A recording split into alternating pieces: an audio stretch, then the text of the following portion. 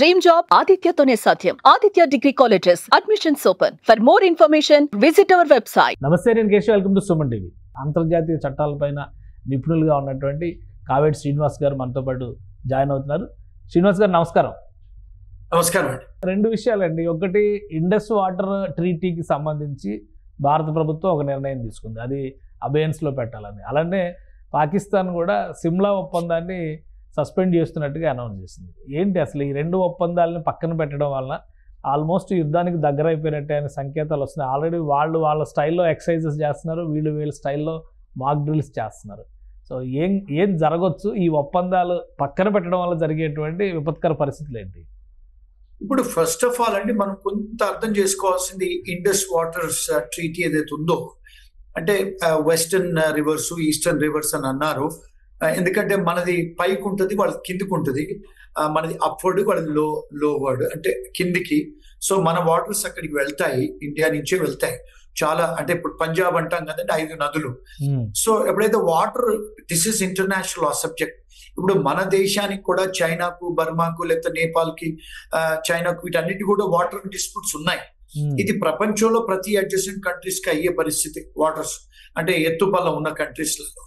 So ఈ మన Indus water ట్రీటీలో ఏమని ఉందంటే, మనము మన దగ్గర నుంచి వాటర్ వాళ్ళకి వెళ్తుంది. మన ఇంటర్నేషనల్ ట్రీటీలో ఏమనుకున్నారంటే, you cannot use that water, but మీరు ఎలక్ట్రిసిటీ, హైడ్రో ఎలక్ట్రిసిటీ మాత్రం చేసుకోవచ్చు. కానీ దాన్ని ఆపటానికి వీల్లేదు వాటర్ని.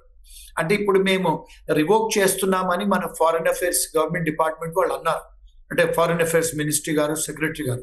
ఇప్పుడు యూనిలాటరల్ గా ఒక ట్రీటీని, ఒక ఒప్పందాన్ని మనం రివోకేషన్ చేసుకోవచ్చా, అంటే మనం యూనిలాటరల్ గా టర్మినేట్ చేసుకోవచ్చా? అంతర్జాతీయ న్యాయం ఏమంటుందంటే, అంటే Geneva conventions, Vienna convention, United nation chapters, ఇవన్నీ ప్యూర్లీ పబ్లిక్ ఇంటర్నేషనల్ లా అండి. యునైటెడ్ నేషన్స్ ఇన్వాల్వ్ అవుతుంది ఇందులో. అక్కడ చాప్టర్ లో ఏం రాసిందంటే, యూనిలాటరల్ గా మీరు టర్మినేట్ చేయడానికి లేదు ఒక ట్రీటీని.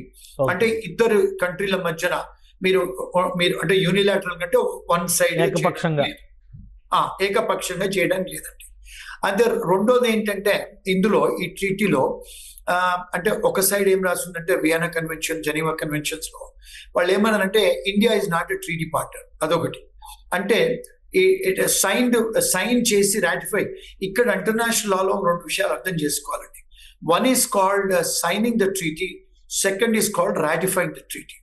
అంటే సంతకం పెట్టి రాటిఫికేషన్ చేసుకుంటే మన డొమెస్టిక్ లాలో అప్లికేషన్ ఉంటుంది. ఇంటర్నేషనల్ లా ఎప్పుడు కూడా అది పర్సుయేసివ్ వాల్యూ కానీ దానికి అంటే ఒక కమాండ్ కాదది. అంటే ఇది ఒక లాలో మన ఇండియన్ సావరిన్ ఏదైతే ఉందో, మన ఇండియన్ సావరిన్ మన బెస్ట్ ఇంట్రెస్ట్ కోసం పెట్టుకోవచ్చా, చేయొచ్చా, చేయరా అనేది ఉంది. అంటే it's not mandatory. Okay. So అంటే ఇంటర్నేషనల్ లాస్ ప్రకారం చూస్తే భారత్ తీసుకున్నటువంటి నిర్ణయాన్ని పాకిస్తాన్ చాలా క్లియర్గా చెప్పింది, మేము అవసరమైతే ఇంటర్నేషనల్ కోర్టుని అప్రోచ్ అవుతామని. అక్కడ నిలబడేటువంటి అవకాశం ఉంటుందా, వీగిపోతుందా? ఎస్. వాళ్ళు ఒకవేళ మన వాళ్ళు యూనిలాటరల్ గా డిసిషన్ తీసుకుంటే, ఇప్పుడు మన హోమ్ అఫైర్స్, మన ఫారెన్ అఫైర్స్ వాళ్ళు ఏమన్నారంటే, సార్క్ ప్రకారం మేము వీసాలు రద్దు చేస్తాం, దాన్ని ఛాలెంజ్ చేయడానికి లేదు. Because it's an internal business మనది. మన ఇంటర్నల్ సెక్యూరిటీ కోసము యూనిలాటరల్ గా వీసాలు క్యాన్సిల్ చేయొచ్చు సార్క్ ఒప్పందం ప్రకారం. రెండోది, ఇప్పుడు వాటర్స్ ఇష్యూస్ వస్తే యూనిలాటరల్ చేయరాదు కనుక they can go to international court. ఎందుకు అంటే ఇక్కడ మిలిటరీ ఎస్కలేషన్ అవుద్దండి. ఇప్పుడు మరి వాళ్ళకు వాటర్ రాకపోతే ఇట్స్ అ సీరియస్ కన్సర్న్ కదండి, మన వాళ్ళు ఆపితే వాటర్. సో డెఫినెట్ గా this could raise some serious military issues. Rebels వాళ్ళు మళ్ళా ఇప్పుడు వాళ్ళు కూడా ఒక స్టేట్మెంట్ ఇచ్చారు, మా పైనుంచి మేము అంటే విమానాలను మేము అలో చెయ్యమని. అంటే ఎయిర్ లా వస్తుంది మళ్ళీ అక్కడ వాళ్ళ కంట్రీ మీదకి వెళ్ళేటప్పుడు కొంత నాటికల్ మైల్స్ వరకు వాళ్ళకి అర్హత ఉంటుంది ఇంటర్నేషనల్ లాలో. అంటే ఇంకా దాని తర్వాత ఇంకా పైకి వెళ్ళిపోతే స్కైలో వాళ్ళది ఎయిర్ లా ఉంటుందండి, ఇంటర్నేషనల్ లాస్ పనికొస్తాయి. అక్కడ వాళ్ళదేమి ప్రమేయం ఉండదు. కానీ డెఫినెట్ గా దెర్ ఇస్ అ టెన్షన్ కదండి బిట్వీన్ 2 కంట్రీస్. ఇప్పుడు అంటే this could escalate and lead to definitely.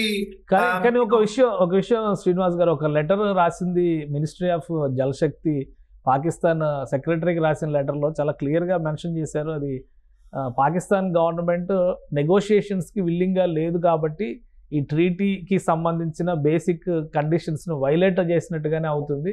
అందుకనే ఈ రోజు నుంచి సస్పెన్షన్ విత్ ఇమీడియట్ ఎఫెక్ట్ సస్పెన్షన్లోకి వస్తుంది అనేటువంటి మాట చెప్పింది. సో ఇది ఇంటర్నేషనల్ కోర్టులో ఆర్గ్యుమెంట్స్కి ఆల్రెడీ మేము నెగోషియేషన్స్ ట్రై చేసామని చెప్పడానికి ప్రూఫ్ ఆఫ్ ఎవిడెన్స్ కింద కానీ ఏమి ఉపయోగపడదా భారత వాదన నిలబడడానికి? అంటే బ్రీచ్ ఆఫ్ ట్రీటీ మనం ఒకవేళ అవుతే ఇప్పుడు మన కొన్ని ఆబ్లిగేషన్స్ ఉంటాయండి ట్రీటీ ప్రకారం. ట్రీటీ అంటే ఏంటి? బేసికల్ గా it is a convention and agreement between 2 countries అండి. ట్రీటీ అంటే దాని అర్థం అది 2 కంట్రీల మధ్యన 5-10 కంట్రీల మధ్యన ఒక అగ్రిమెంట్ అది. అది ఎప్పుడైతే వయలేట్ చేస్తారో ఏ కంట్రీ అయినా కూడా under the public international law వాళ్ళు ఇంటర్నేషనల్ కోర్ట్ ఆఫ్ జస్టిస్ వెళ్ళి ఆర్గ్యూ చేయొచ్చు. అంటే దిస్ ఈస్ బిట్వీన్ 2 nations. ఇప్పుడు వాళ్ళు ఒకవేళ అంటే పాకిస్తాన్ వాళ్ళకి burden of proof is on them to say India వాళ్ళు బ్రీచ్ చేశారు అని ఒకవేళ వాళ్ళు చూపించగలిగితే దే ఆర్ విన్నర్స్. అంటే వాళ్ళు చూపించగలిగితే burden of proof is on them అండి. Right, thank you Kaveri Srinivas garu మీ అభిప్రాయాలు అందించినందుకు. ఇది special discussion. Keep watching. Suman టీవీలో మీ పర్సనల్ అండ్ బిజినెస్ ప్రమోషన్స్ కోసం కింది నెంబర్కి కాంటాక్ట్ చేయండి.